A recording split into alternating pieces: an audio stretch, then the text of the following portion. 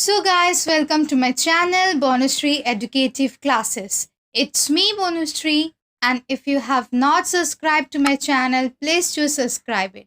And also press the bell icon so that you can receive the notification as the earliest.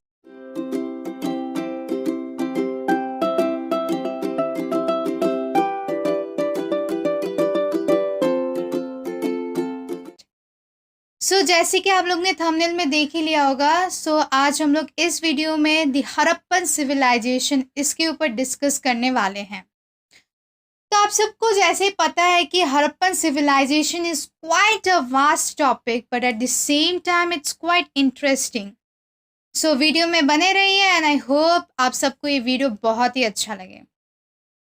और अगर guys आपको इस video में कोई भी दिक्कत हो, कोई भी डाउट हो, कोई भी क्लेरिफिकेशन की आवश्यकता है, so please let me know in my comment box. I am always there to help you out. So let's move on to the next thing is that first of all I'm going to divide this chapter in different parts, as it's not possible for me to put such a vast chapter in just single video.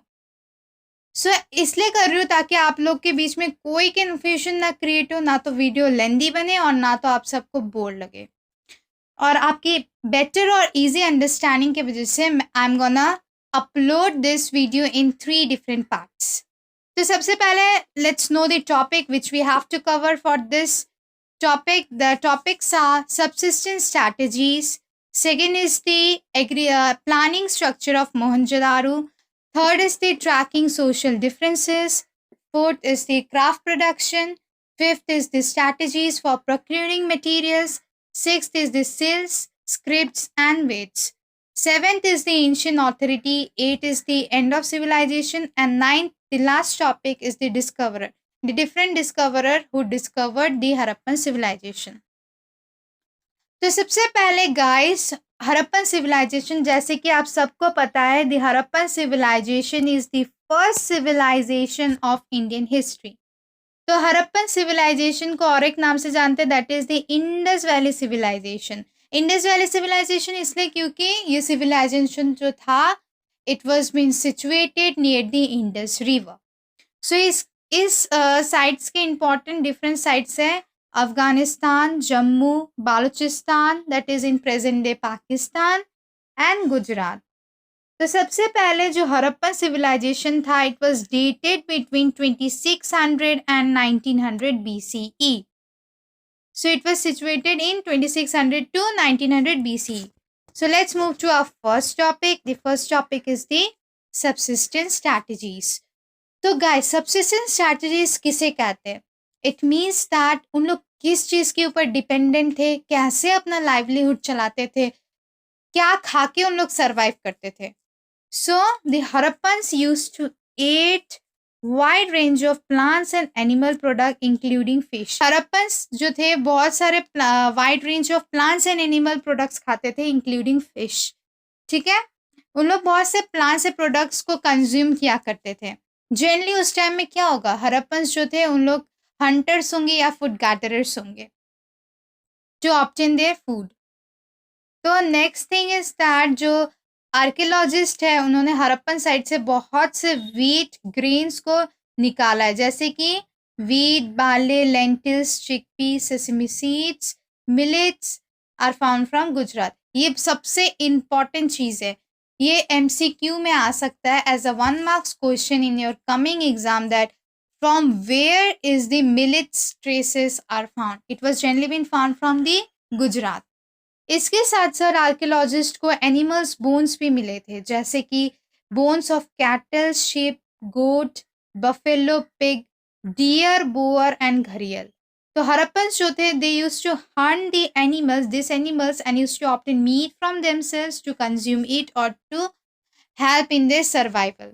तो Harappans generally use to hunt their animals so that उससे उन्हें meat मिल सके, and they use to depend upon those things.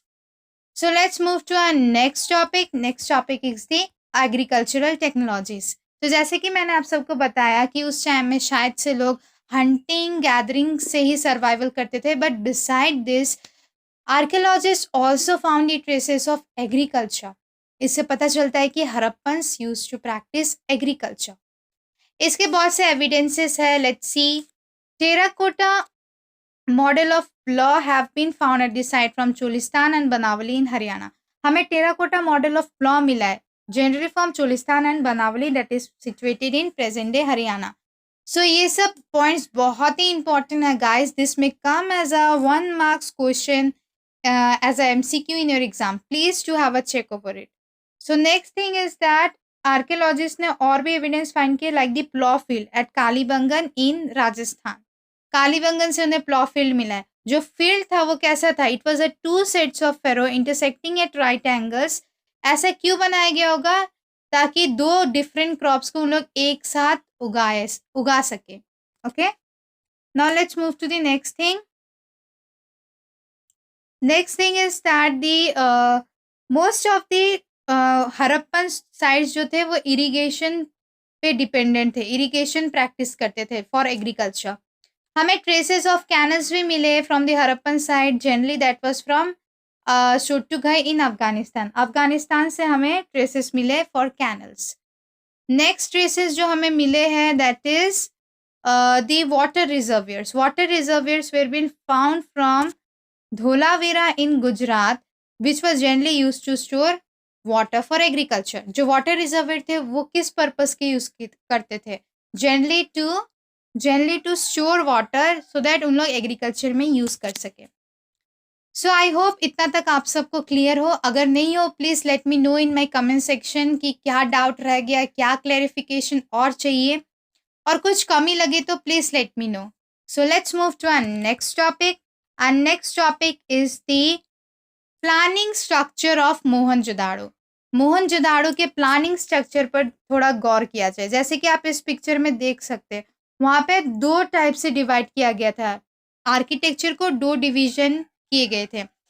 First was the citadel and second was the lower town. जो citadel था it was generally for the upper class और upper sections, and जो lower town थे it was for the common people और the middle class. So the most important feature of Harappan architecture is the one of the most distinctive feature of Harappan cities was the carefully planned drainage system. जो लोग का drainage system था that is the most important feature of Harappan civilization. You must keep in your mind. Architecture के under पे आपको ये point ज़रूर mention करना है अपने एग्जाम में कि उन लोग का जो ड्रेनेज सिस्टम था that was very much planned. और जो भी रोड्स और स्ट्रीट्स वहाँ पे बनाए जाते थे वो एक पैटर्न में बनाए जाते थे गाइस.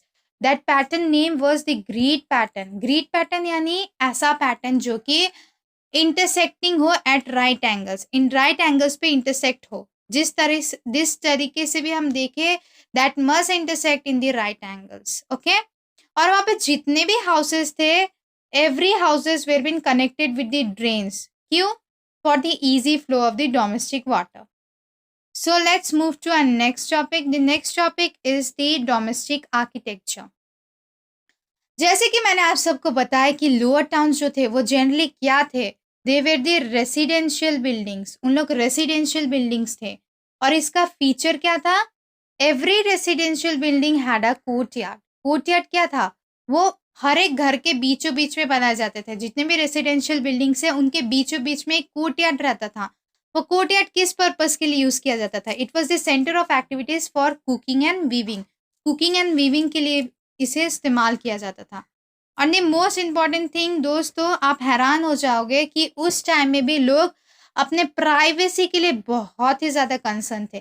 कैसे बता सकते हैं? Because there are no windows in the walls along the ground level. उन लोग ग्राउंड लेवल पे कोई भी विंडोज नहीं बनाते थे. क्यों?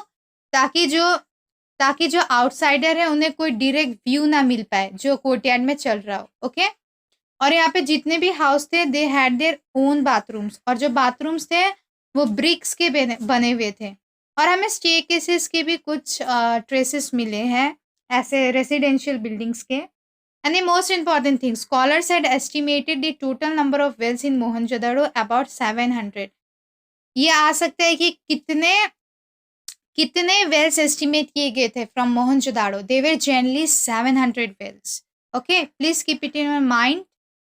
Now let's move to our next topic, that is the citadel. Citadel जो था it was use for some special public purposes. Citadel जो था it was use for some special public purpose. इसके दो दो हिस्से थे। First was the warehouse, और वेयर हाउस जो था it was a massive structure, मतलब बहुत बड़ा स्ट्रक्चर था। इसका जो लोअर पोर्शन था उसे ब्रिक से बनाए गए थे and the upper portion was made of would. Upper portion would का बना था। सो जनरली एविडेंसेस ये बताते हैं कि जो वेयर हाउस थे वो स्टोर हाउस की तरह यूज किया जाता होगा। उस टाइम में शायद से हड़प्पन्स वेयर हाउस को स्टोर हाउस की तरह यूज करते होंगे।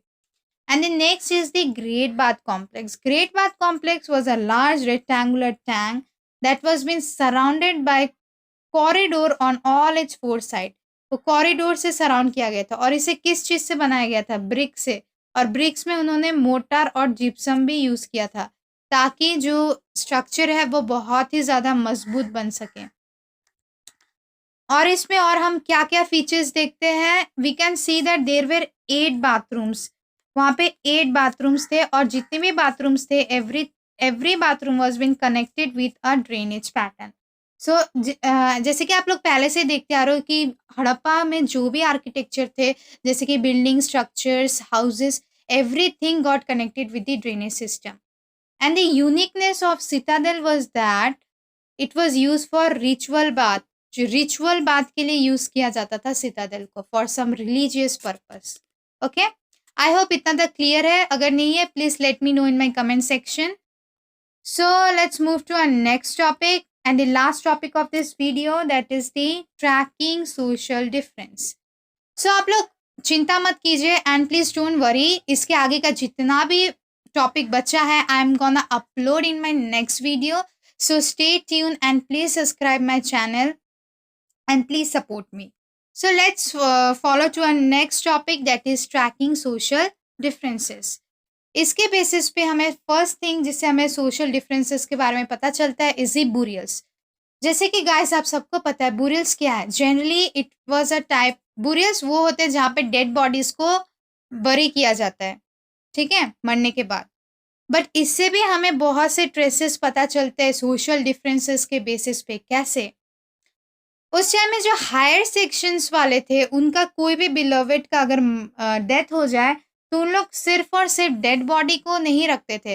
Along with them they also use to keep some precious items like pottery, ornaments, jewellery, both for man and women. और ऐसा क्यों करते होंगे? If you guys know please let me know in my comment box. और मैं अभी ये share नहीं कर रही हूँ, आई वांट टू सी कि कितने को पता है कि ऐसा प्रैक्टिस क्यों किया जाता होगा। Please let me know. So जो अपर सेक्शंस थे वो प्रीशियस आइटम्स के साथ डेड बॉडीज को बरी करते थे, बट द लोअर सेक्शंस वो जनरली वो क्या करते थे? Just they use to lay down the dead body in pits. उन लोग कोई स्पेशल थिंग्स या प्रीशियस आइटम्स को साथ साथ बरे नहीं करते थे। सो इससे हम लोग ट्रैक कर सकते कि उस टाइम में भी सोशल डिफरेंसेस रहे होंगे। नेक्स्ट पॉइंट जिससे हमें पता चलता है कि सोशल डिफरेंसेस थे is the luxurious items. So historians ने बहुत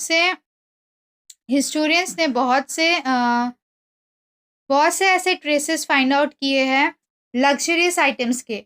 और वो क्या क्या आइटम्स थे? It was the pottery, needles, fresh rubbers, body scrubbers and faience pot. सबसे इंपॉर्टेंट थिंग इज दैट वहाँ पे फाइनेंस पॉट मिला था। ये पॉट एक ऐसा पॉट है, it was a material that was made up of ground sand, silica mixed with the colour and gum and then they were been fired. So इसे हम लोग प्रीशियस आइटम कैसे मान सकते हैं? Because they were very difficult to make. इनमें जो time लगता था it required a lot of time and lot of hard work. So the faience pot is been considered as the very important and precious item. So the next thing is that यहाँ से हमें बहुत से daily use articles भी मिले हैं जो उन लोग डेली बेसिस पे यूज करते होंगे, इसके भी ट्रेसेस मिले हैं। सो हमें मोहनजोदाड़ो और हड़प्पन साइड से बहुत से चीज मिले, जैसे कि miniature pots, faience pot, perfume के bottles from Mohenjodaro and Harappa. So इससे पता चलता है कि उस टाइम में ऐसे लग्जरियस आइटम्स भी हुआ करते थे। और आप सबको पता ही होगा कि ये सब कॉमन पीपल के एक्सेस में नहीं होंगे।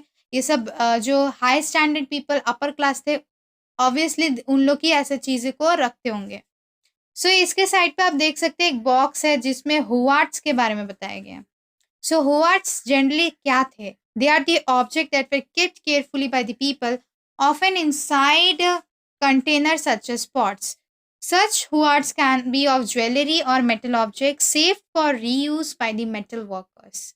If for some reason that original owners do not retrieve them, they remain where they are left till some archaeologists find them.